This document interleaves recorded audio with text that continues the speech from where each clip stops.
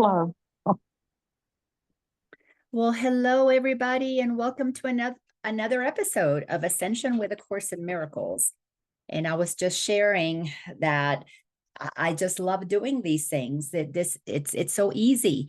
It's so energizing. It's so exciting because I know that no matter what happens, a transmission is going to come through me. It's a message that I listen to, that I go, whoa, notes to self. And so I give because of how much I receive from these opportunities to just say, okay, God, use my voice and let's get a message out to humanity. So today is October the 9th, and it is also episode 167. It always boggles my mind how long this has been going on. Uh, and here we are doing this particular transmission a week after the hurricanes that have hit North Carolina, some parts of Tennessee, South Carolina, Georgia, and of course, Florida, because Helene went through Florida first. And now we are in the midst of waiting on Milton, and my family happens to be in the path of what Milton appeared to be making landfall in the Tampa Bay area. Now it's shifted a little bit, so it's going further south, but still, nonetheless, my family's all boarded up. They've evacuated. They did so, I believe, yesterday. Everybody left by yesterday. But anyway, so it's one of those things that I cannot not pay attention to this, because I have a lot of friends who either had properties in the North Carolina mountains or went there to vacation. I went there many times when I lived in Atlanta because it was so close. But the thing about this that is so fascinating to me is how polarized people still are. And when I say polarized, I'm referring to this simple chart. It's something that I have learned from A Course in Miracles. You can hear God's voice speaking through people, or you can hear the ego's voice. Well, the ego's voice there, the darker side, because we all have God inside. And of course, while we're in human body, we're all going to have a little bit of ego. But when you can control your ego, when you can tame it or transcend most of its shenanigans, you're operating more primarily in God's way, meaning in the way of love. When you can barely hear the voice of your spirit, of the voice of God, the voice of love, you're operating in co-creating the ego's world. So as we pay attention to what's happening in the world, it's so easy to see how polarized this 3D experience is all about. And there's nothing wrong with that. That's exactly what the 3D experience is about. There's nothing wrong with having the crap scared out of you when you go to a haunted house, because that's what you go to a haunted house for. And I remember hearing people screaming bloody murder at a haunted house, like it was the most horrendous thing they'd ever experienced, and like they were being chainsawed to death.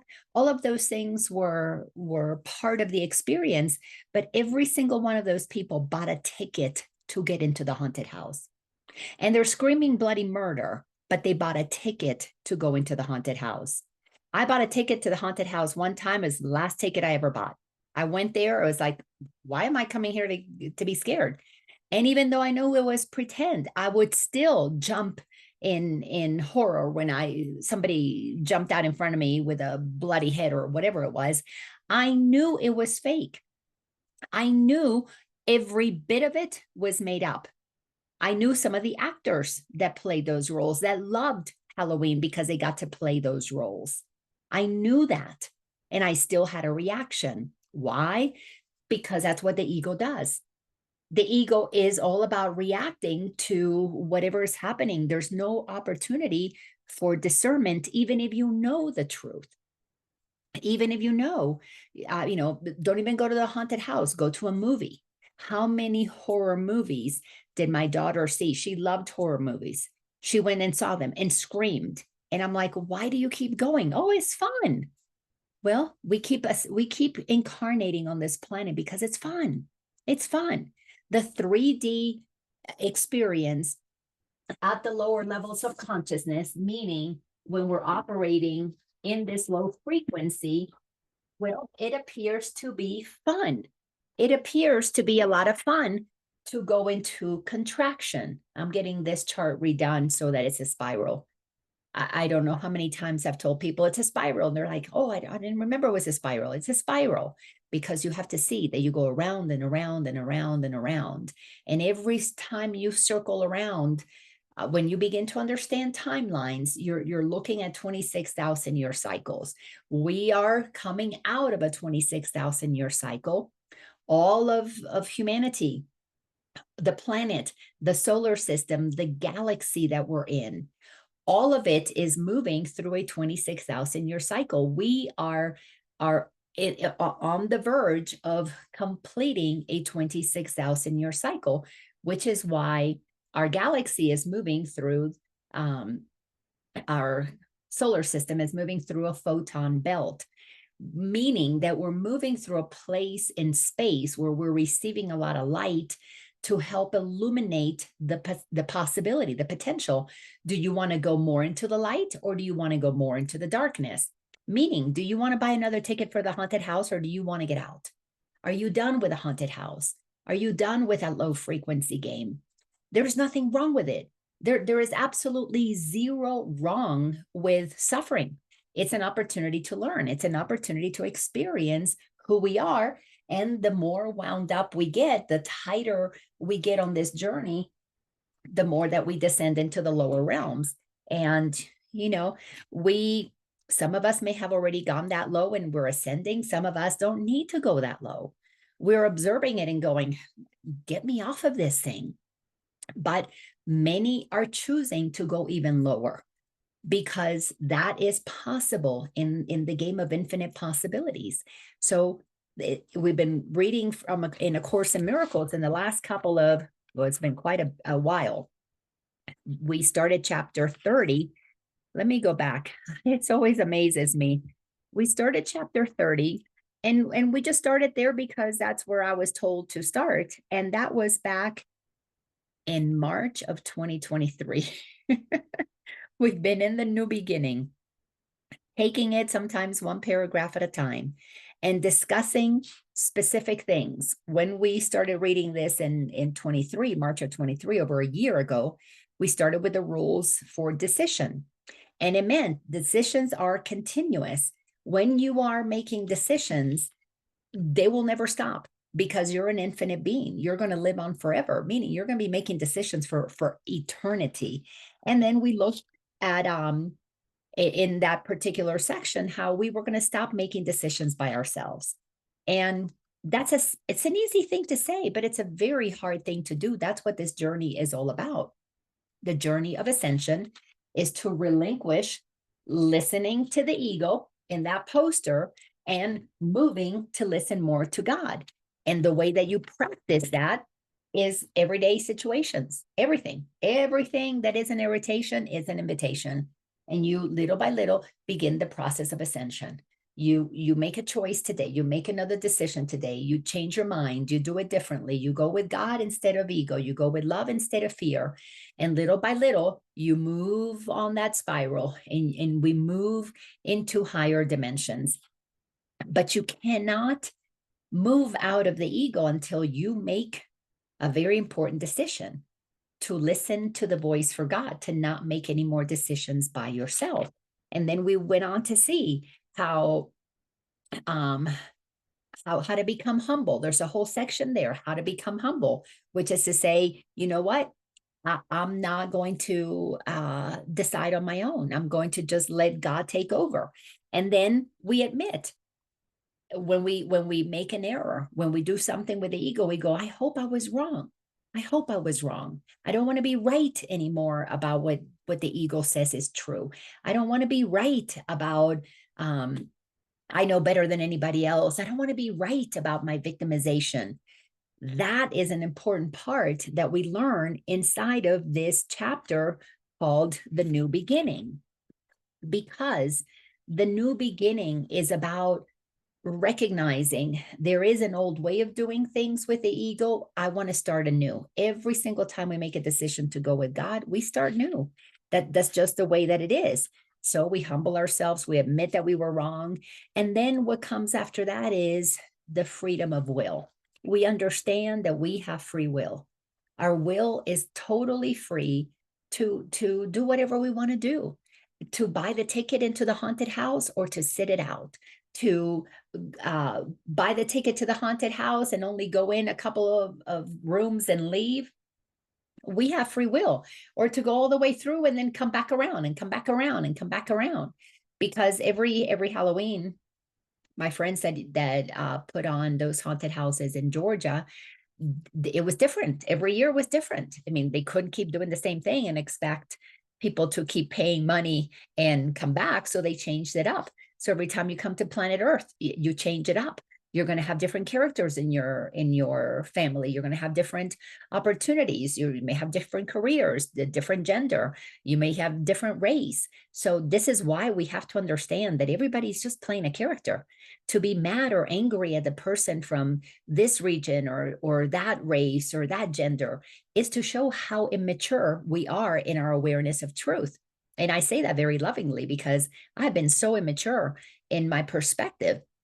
I really thought, oh yeah, these people from this area, this is what they believe, and I'm going to be afraid of them for this. And these people over here and this color, this gender, I can trust them because they're this way. And it was pure immaturity. And it wasn't until I began to tap into the authority within me, the authority of God within me, not Laina's authority, because that's the one that always got me in trouble, but the authority of God within me, that I began to realize, oh my goodness, Laina is so judgmental. But the Holy Spirit in me, the Christ in me, just loves everybody. It doesn't see color. It doesn't see gender to judge it. It sees it as an opportunity for expression. And that has been so profound. But you have to understand that you have free will to decide to see somebody and judge it, to see something happening in your area and getting afraid and getting all upset that this is coming to your area. You know, this never happened in your neighborhood, this never happened in your city or in your country, and now you're petrified. A lot of people are running scared because of all of the immigrants coming to the country. And I'm like, they're all children of God. I'm not afraid of a single one of them. Now, in this third dimensional game, are they coming in and doing things that could be hurtful? Yes, absolutely. That is totally possible. However, it's all part of the plan. It's all part of the haunted house. So am I going to lose my serenity, lose my peace? I can if I want to, because I have free will. But if I choose not to lose my serenity, I'm observing it. We needed to have these characters coming in because somebody in this game, somebody in this haunted house needs to have the experience of what that means to them. But to me, it's just free will. Everybody's expressing free will. And of course, when we are operating at that level of understanding, anybody below that level of understanding thinks that we're inconsiderate or have no feelings, have no emotions. Do we cease being human? Do you not feel what's going on? Do you not care? Are you cold-blooded or cold-hearted or whatever it is? And that's okay, because anybody who has not ascended to the level of understanding free will is operating inside of the victim bully mentality. And while we're operating in that mentality, then victims and bullies are part of the game. And of course, if you're feeling victimized by one of those bullies, you're not going to be happy about it because that activates the lower frequencies. But when you move beyond those lower frequencies and you live in a state of neutrality, you're not reacting to what's happening on out there. You're not reacting to the haunted house. You know you are in this world, in the haunted house, but you're not of it. You're just observing what is happening. And in your observation, you get to make still free will decisions. It's in love or not. Now, of course, if you move to a state of neutrality, you're not going to be sending fear because you already know every time you have a fearful thought, you're just poisoning yourself. You're just hurting your physical vessel with that. So when you get to the place that you are grounded in neutrality, you are grounded in that fourth dimensional awareness where you can observe and you realize, okay, this world is a shit show.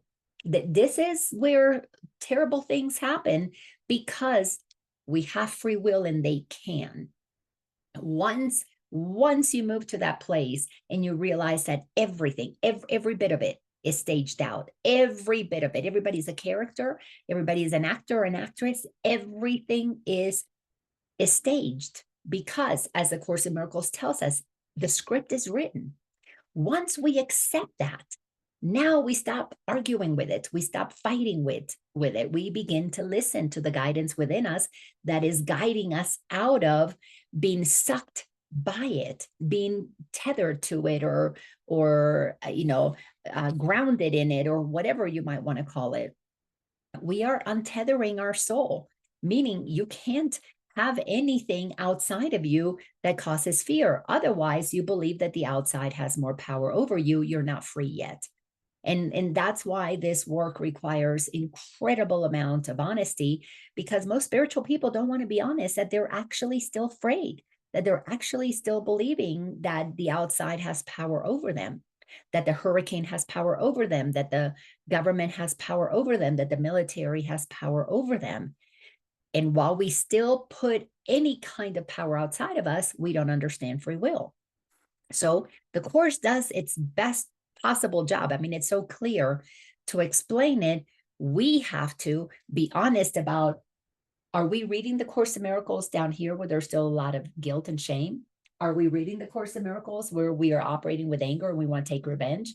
Are we reading the Course in Miracles from a place where we have coming into our pride and beginning to realize, wait a second, I matter. I'm not going to make myself suffer. Where are we reading the Course in Miracles from? Because from that level of consciousness, we have a level of understanding that matches. And I'm going to say yes, yes, yes, yes, and yes, because every single time I've read the Course, and I've been reading it since 2012, 12 years now, and I read it just about every year. I think I've skipped maybe 1 year because with a class I was doing a different book and I didn't do both.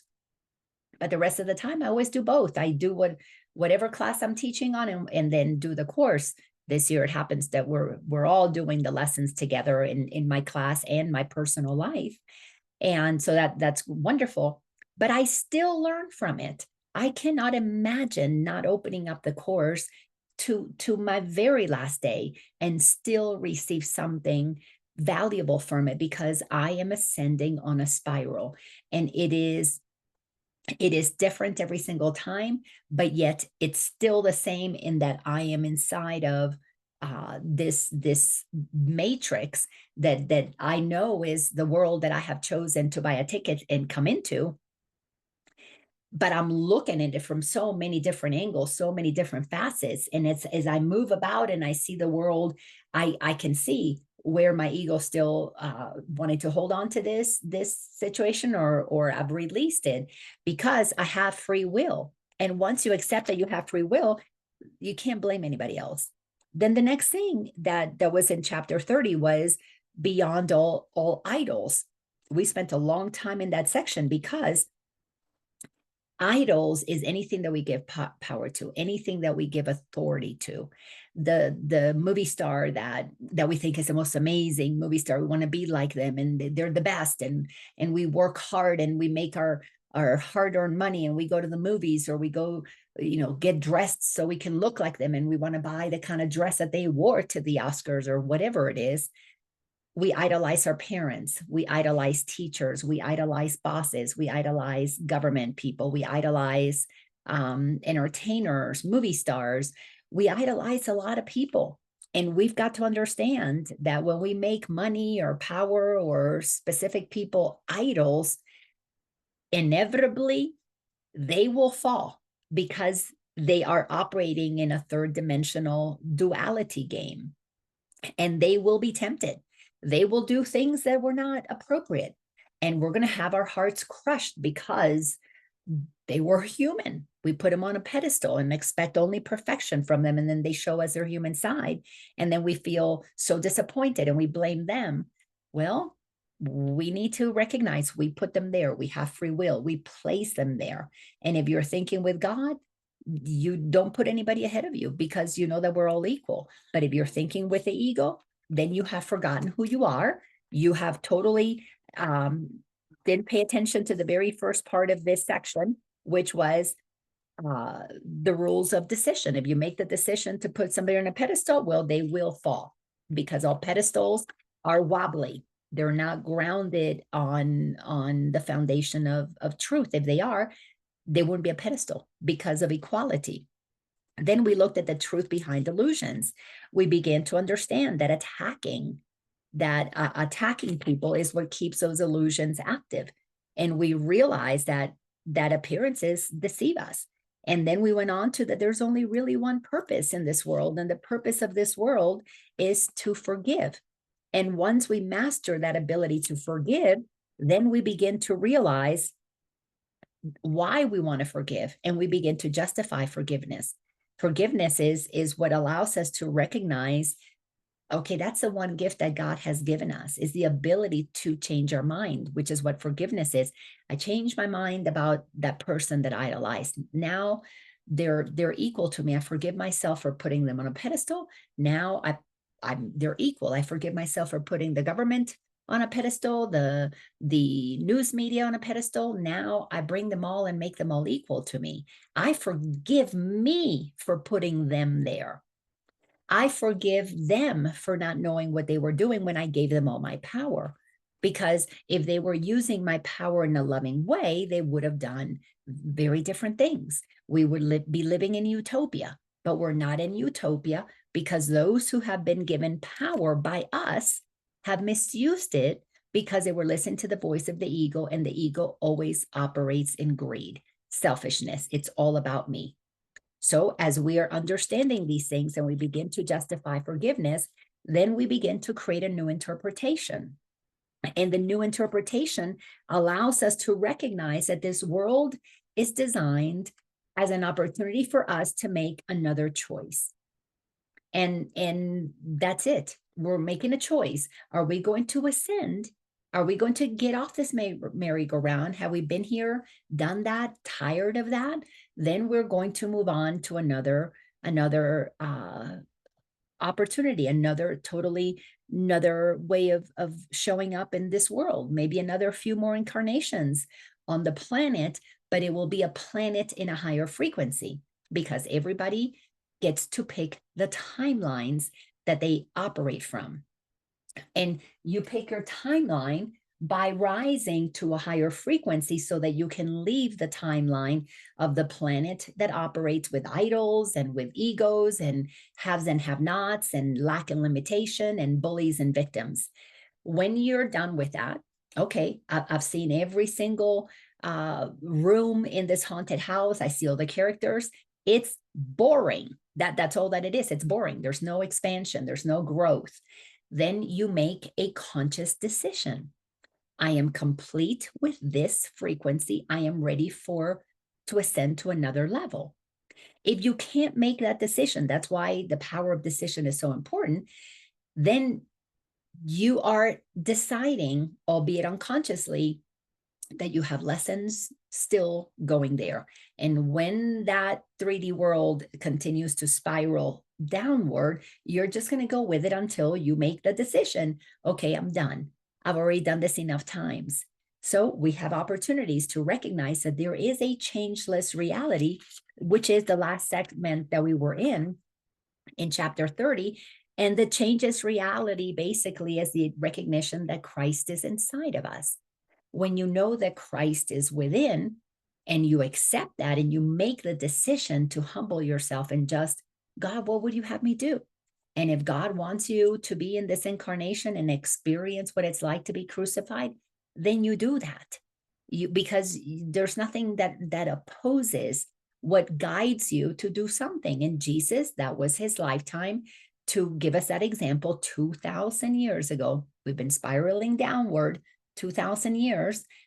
Some have been moving upward, some are going down, some are worse today than they were 2,000 years ago in terms of their greed and their insatiable hunger for power.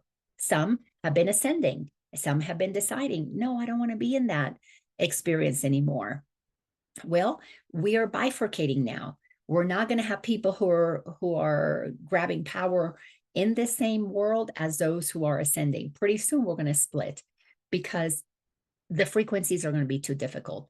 The transparency that will be available, the clear integrity in the media, the clear integrity in government is going to be impossible for those who want to descend to do nefarious things. So timelines have to split. We get our haunted house, they get their haunted house. And in their haunted house, they can keep having secrets.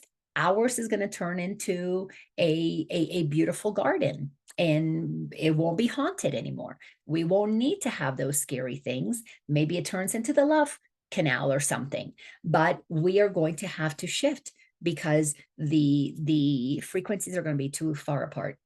If you listen to any of the channels that speak about the great shift, the solar flash, the whatever is going to be, I, for me, have my own perspective. And I believe that we are going to experience something that is going to make it undeniable that we are at a place where we have made a choice, and we're going to see that choice. It's going to be experienced. You're going to know, oh, okay, we have just been, we just moved. And however that shift happens, I don't know. But I do know that it's a shift in consciousness. Whether it shows up physically, I don't know, but I know it shows up internally, which is changing our mind so that we can observe what is happening. And do we leave this planet? I don't know. But do we stay in this planet and are totally, completely in two different worlds? Absolutely. Because we're going to see those who want to continue in the delusion, they have the right to be deluded. They have the right to continue to operate in bullies and victimization and haves and have-nots. And they have the right. Why? Because we're equal. If we don't equalize everybody, we're never going to achieve neutrality, because in neutrality, you don't think that you know better for somebody else, and you don't think that somebody knows better for you. That is part of what is so important of understanding the teachings of the Course. They tell us over and over and over and over and over and over again, God has one son, one child, meaning we are all considered the same one child of God. God does not see us as better or lesser than. God sees us as diverse, different, so that we can express all of the infinite aspects of God, because God is not limited. God is not small. We've grown up even in religious teachings. God is infinite. Infinite means no end. So why would there be an end to the creativity? Why would there be an end to the races? Why would there be an end to the cultures? Doesn't have to be. But the ego uses that to pit us against each other, and God uses that to help us co-create more things, because every single time that there's somebody with a different perspective, a different experience, something new comes out of it. When you put together people that always think the same thing and do the same thing, you always get the same result. So the diversity here is used against each other, so that we don't understand how magnificent our diversity is.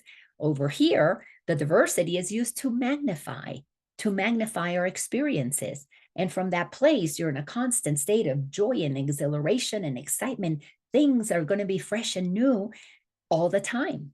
So now we're going to go into chapter 31. Now, this is the final chapter in the text of A Course in Miracles. And like I said, last year we started in chapter 30. Before that, I had been doing lessons. Where I'm going to be guided to go after this chapter, I don't know. And it doesn't matter, because I know I will be guided to whatever is important at the time. But I find it so powerful that I've been guided to speak and to transmit messages about these specific final chapters of A Course in Miracles at a time that we're reaching the final stages of the old world. Isn't that cool, that how it just happens that way? So let's get into chapter 31, the final vision. The first segment is called the simplicity of salvation. And of course, no one at the beginning of their journey with A Course in Miracles, or even halfway through their journey with A Course in Miracles, can truly state that salvation is simple until You have come to the place of understanding the truth of who you are, until you've made the decision to accept that you have free will, until you're totally, completely aware without giving your power away that you are a sovereign being. You're not achieving sovereignty. You are sovereign when you claim your place in God's mind. When you acknowledge God thought you into existence, you exist because God wants to be you. Once you acknowledge that and you love the life that you're in, because that's how God gets to experience that sliver of existence, now you look about what you have, instead of complaining about it or finding fault with it, you just sitting like, oh my gosh, I am giving God full and total opportunity to experience life through me. I had to go through lots of changes. I worked my ass off to achieve high status in the society that I lived in Atlanta, climbing up that corporate ladder, becoming a 6-figure salesperson who made a ton of money and had homes and vacation homes and all these wonderful things and the latest car and blah blah blah. Well, I worked really hard to achieve that level of status, and then I began my awakening, and that stuff had to go, because every single time I was clinging to, oh, I don't want to lose this. Oh, I want to hold on to this. And oh, this was my grandmother's, or this was special. Oh, I paid a lot of money for that one. Oh, this was a designer, blah, blah, blah. I was tethering myself to stuff. I was limiting myself to what God wanted to experience through me. And when I began to understand God is infinite, I knew God did not want to experience itself tied to these things, to these people, to these circumstances. And I had to, little by little, give myself permission to move through the grief of letting go of so many things. One of the greatest gifts I gave myself was to purge myself of my East Cobb house, my suburban house, and all of the trappings of having made it, status wise and financially wise, and letting those things go. And of course, and let go of in my relationship with my kid's dad. And then I meet somebody else who had even more money, and then saw the trappings of getting caught up in that, and realizing I'm on a spiritual journey. I got to let it go, because I cannot be bound by any idols. I cannot make money more important to me than my relationship with God. And that meant my trust of God. And you see, this is one of the things where most spiritual people really don't trust God. They trust their spiritual awareness, and they trust that they know something. But you start seeing some of the things that are happening. You start seeing the devastations, whether they be natural, man-made, doesn't matter. Whether they be from illness, they be from aging, they be from financial disasters that are happening, have happened, and are going to continue to happen. Why? Because everything you put on a pedestal has to fall. Has to. God didn't create anything above or below anybody else. Everything is equal. And until we acknowledge that, and we have to start with us, until we see ourselves as equal, we won't stop fearing people outside of us, institutions outside of us. I know this is a scary thing. I've gone through it. I've had to face certain institutions that I said, I'm not going to be afraid of you anymore. And in the beginning, it was very terrifying, but then I had to work through that. I had to burn off that lie. And you only burn off the hold that lie has when you sit in that discomfort and go, I'm going to be okay. I'm going to be okay. Oh, well, I am terrorized that I'm going to get a letter. No, I'm going to be okay. So what if I get a letter? So what? This is all made up. That's the beautiful thing about understanding the simplicity of salvation. You are making it up. So if you're feeling fear, it's because you want it. Why? Because you made a decision to use your free will to experience fear, because you don't want to acknowledge who you are yet. You want to continue to play in the delusion that there's something outside of you. You haven't interpreted things correctly yet. You haven't made the decision to free yourself from the bondage of the illusion. And that's okay, because you're doing it to you. Nobody is doing it to you. So the simplicity of salvation, paragraph 1. How simple is salvation? It is when you understand what's happening. And if it's not simple, it's because you don't want to understand what's happening. And that is why it is so, so important to realize that nobody makes you do anything. This journey, it's all about you. All it says is what was never true is not true now and never will be. Let me repeat that. Salvation says that what was never true is not true now and never will be. So, what does God say is true?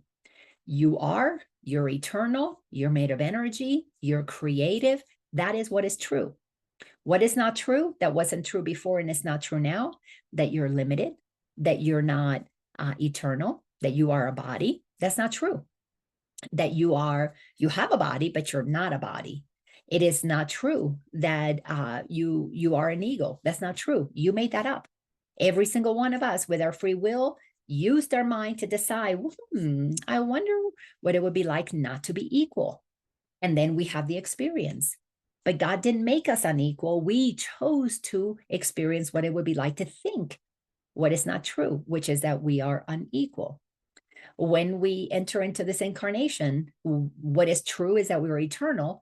What is not true is that we're a body, but we have free will and we choose to take on a body and have a temporary human experience.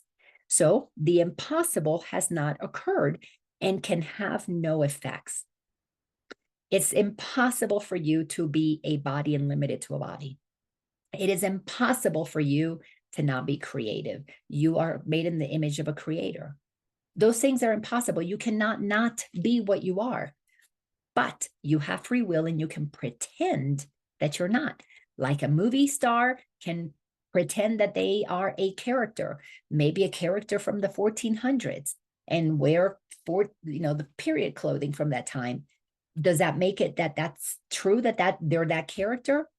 No, it does not make it true that that's who they are, but it does allow for them to play that character. But we all know that they're playing that role because they put on the costume. And we even give them credit in the movie. This is the person playing this character. So you are the soul playing this character. It will never not be true that you are not the soul that you are. But it is absolutely possible that you played this character and you can play it for however long you want to. And you will most likely play it until you get sick and tired of it. And if you're still giving power away, you're not sick and tired of it yet because you're playing the role of disempowering yourself. You must enjoy being a victim. You must enjoy the drama of it all. To whatever degree you enjoy it, you will continue to play it because you have not seen how simple salvation is. That's it. And then it goes on to say, sentence 4, and that is all. So that is it. That is all.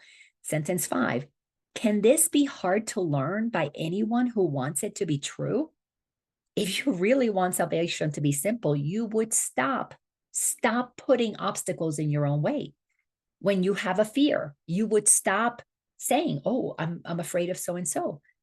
You would stop asking questions about, fears that you have. You would simply say, I don't want to have any more fears. I'm a divine child of God. I don't want fears. And then you sit with yourself. Why am I having this fear? And then you get honest. I'm still getting something out of that. Being a victim still, it's enjoyable. I sat in victimization for 6 hours today. I must have wanted to have that experience. I must have wanted to feel that those chemicals rushing through my body and making me feel tight and tense and fight or flight.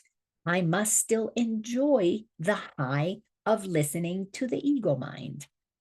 Now, anybody who is well forward in their journey, who is at a place of total honesty, anybody who's at a place of total honesty, that is what they do. I was in victimization today. I must have wanted it. Don't question, why did I do this? Or no, they're simply, I must have wanted it. Anybody who is not at that level of recognizing the simplicity of salvation is going to blame something else. But they'll come after me, but they'll trash my name, or they'll tell my neighbors about it. You're not ready for salvation to be simple because you're still thinking you're the character. You're not yet you haven't moved to the place where you are the creator of your reality and you have free will. So you're not fully understanding chapter 30. So chapter 31 is going to make no sense at all. But if you understand chapter 30, that you have free will, every thought that you think is by choice. How do you want to feel? The thought makes you feel tight or tense, or makes you feel expanded and at ease and at peace. Simple. It's so simple. Salvation is simple. So it's only hard for those who don't want it to be true. Only unwillingness to learn it could make such an easy lesson difficult. Unwillingness is what makes the easy lessons difficult. And, it's fascinating. And the reason I say it's fascinating is because I've been coaching for a very long time, and I've coached some people for a very long time, and saw many people come and many people go from my coaching program. And those who are liberating themselves is because they have the willingness to let this be simple. Those who are still suffering is because they are unwilling to let it be simple. They're still rehashing. They haven't made that decision. They haven't really, and it's a decision that we have to make sometimes 1,000 times, but it's a daily thing, an hourly thing. Nope, I'm not going to believe that thought. Nope, I am not going to believe that I'm less than who I am. Am I suffering? Yes, and I'm going to be compassionate with my suffering. My suffering shows me that I'm unwilling to let it be easy. So I've got to nurture that suffering side of me, because it's a part of me that I am subjecting into that experience. So I'm going to be kind and gentle with it.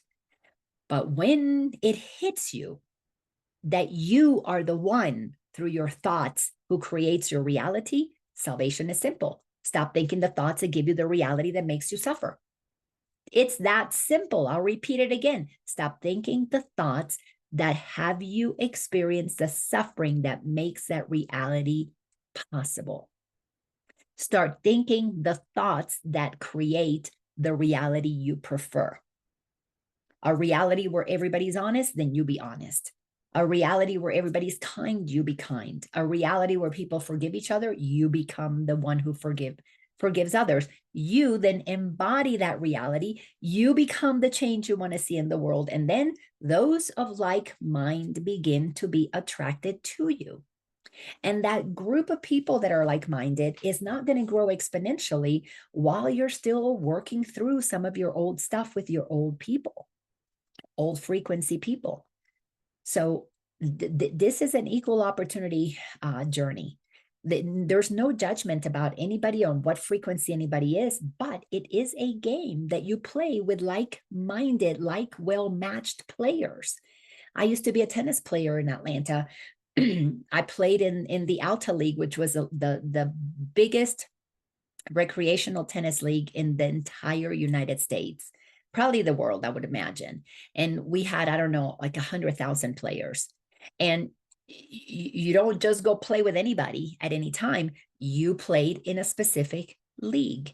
You were in a specific level. We had the A players, the double A players were people who were like professionals at some level, maybe college players. And you had the A, which was really good. You had the B levels and you had the C levels. And even within each one of those, there were layers. You had the low C's that were beginning, and then you had the middle C's and the higher C's. And once you got good in the C's, then you would move into the B's. But you would go to the low B's, and then you from the low B's to the middle B's to the higher B's. And it could take years, maybe a decade to move through all of the levels, maybe in one category. Same thing with consciousness.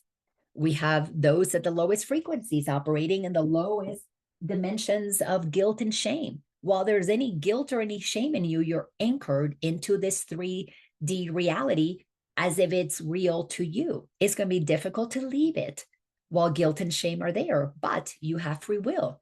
And if you're experiencing guilt and shame, it's because you want to. You want to experience that process of the shame and the guilt, so that you can have the experience of the forgiveness. I get to forgive myself. because that's when you begin to see how simple reality is, how simple salvation is. I forgive myself for forgetting. I'm not, what happened to me? I'm not the result of what so and so did to me. I am the powerful creator who put myself in that lifetime. Now, a lot of spiritual people say those people who tell you that you have created your reality and you chose what happened to you, they're insensitive, they're uncaring. Don't listen to them because they're just hurting you more. Yes and no. If you're willing to let salvation be easy, you can hear the message that you are powerful and use that to pull you out of the lower frequencies. If you are unwilling to let salvation be simple, yes, anybody telling you that you create your reality is going to feel unkind because you haven't been kind enough with yourself to admit that you're powerful.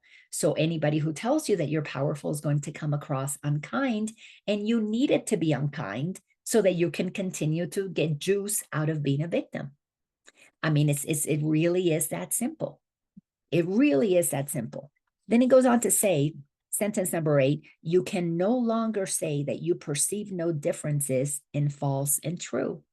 That's accurate. Once you have the willingness to see clearly, this is the ego, this is God, this is fear, this is love, this is freedom, then you can see really clearly, this is false, this is true. Once you can see what's happening, this is false, this is truth, then you can see what's happening in the world. You can see the weather situations, you can see the medical situations, the shots, the whatever they want to do to people. You can see and can go, okay, this is false. This has ego all over it. And you can sense it. Money, power, deception, control, lying. I mean, you can see the what makes the ego's stuff so potent. It's listed right here. I've made it as simple as can be. Anything that is of the ego is going to be fear-based. It's going to have darkness. There's going to be suffering. There's going to be sickness because they think the bodies are real. There's going to be lack and judgment and lies and death and jealousy, control, suppression, canceling, censoring, war, inevitably, because it's all based on greed. It's all about me. So if you think that this is true, well, then that's where you want to be. And one who is beyond that can say, good for you. That's why I don't sit in suffering for anybody who is suffering, because I see them as a powerful creator. If anything, I have reverence for them. Wow, what a role you have selected. No different than when I see a movie star. I don't watch movies anymore, but when I used to watch movie stars and I had movie stars that I thought were amazing in playing their roles, I would say, what an amazing role you played. That was so convincing. I had reverence for them. Wow, that's not a talent that I have. I mean, I do, because I'm playing the character of Laina, and nobody can play better than me. So I do know that I have the ability to be an actress, but in this world where I'm pretending not to be an actress, where I'm pretending to, my role is that I'm a teacher of spirituality and a coach and a grandmother and work at a little restaurant, local restaurant. That's the role that I'm playing. I have reverence for those who play the role of movie star, but I have come to understand that nobody is better than the other. No role is more important than the other. So when we no longer say that there's true and bad and right and wrong, then we're ascending, then we're moving. So you have been told exactly how to tell one from the other, and just what to do if you become confused. Why then do you persist in learning not such simple things? Everything about the ego is not true. It's made up. It's a temporary experience. If this temporary experience feels real to you, then you want to have the experience of limitation. Nothing wrong with that. You have free will. We just read that in the previous chapter. And you're not yet admitting that you have within you that which is changeless, the changeless reality of the Christ in you. You are the creator of your reality. If you sit and look at everything that is happening from that place, why did I create this? Why did I call this experience to myself? And if there's nothing to learn from it, if you're just painting your toes or rearranging the furniture or going for a ride in the boat, it's just for the for the fun of it. You don't have to analyze that. Oh, I was just having fun. Oh, I just doing that. Oh, I was filling in the gutters or cleaning the gutters or filling in the grout because it's just what needed to be done. Good for you. If on the other hand, you're upset about what's happening, you got to apply the same thing. Why did I draw that to myself? Why am I having this experience? That is a sign of spiritual maturity. No more pushing things away. I don't like these, but I want more of that. I don't want that, but I want more of this. When everything is accepted equally, it's not good, it's not bad, it just is. Now you have tapped into that discernment that allows you to say, with my free will, what do I want to do with this? Do I want to have a good cry about it? Then cry. And once you cry, go, isn't that amazing? I made this body cry. I made the tears come out. I had thoughts in my head that this is a terrible thing or that this is a sad thing. And boom, the body responded. You recognize, as a course teaches us, cause and effect. Everything has cause and effect. You are the cause. Your thoughts are the cause. And then there is the effect. Once you operate in cause and effect, and you can recognize that how you react to something is the effect of what you're believing should happen, why would you not then see how simple salvation is? That's all that it is. Your thoughts create your reality. That's why this is called creators of reality. You create with the ego or you create with God. Now, the journey is very simple. If you don't want to create with the ego, begin to shift and lift. Shift your thoughts from ego thinking and look at it through God's eyes. If you're seeing at something that is filled with lies, go look for what is honest. Who is honest? Look at what's happening in the world. If you are understanding this and you let salvation be simple, then you can listen to those who are talking in the media and you can discern who's telling you lies, who's telling you the truth, who's being honest. You can see that in the candidates for political office. You can see that in the medical system, who tells you that you have to have this to save you, to make you feel better. That's not true. Nothing outside of you is going to make you feel better. What you are is already perfect because that's what God created, the pure energy that you are that animates the body. Now, if you want to believe that putting something, ingesting something, pumping your body with certain things is important, that's because you're still operating in the dimension that makes the body real. Then be honest about that. That's what makes salvation simple. If you're making the ego real, then you don't want to end the game. If you want to recognize that the ego tells you lies, then you are ready to end the game because you're making things simple. You recognize what is not true. You recognize what is true. And then you choose to believe only that which is true because you have come to love yourself enough to not blame anybody else. You don't give power to anybody else. There are no idols that you worship. There's no person who told you the truth and that's who is the truth for you. The truth is felt here. And so are the lies. You can feel it here. There's a tension that happens within when you can recognize the two. The vibration of lies, you're going to contract. The vibration of truth, you're going to expand, and you're going to feel peace.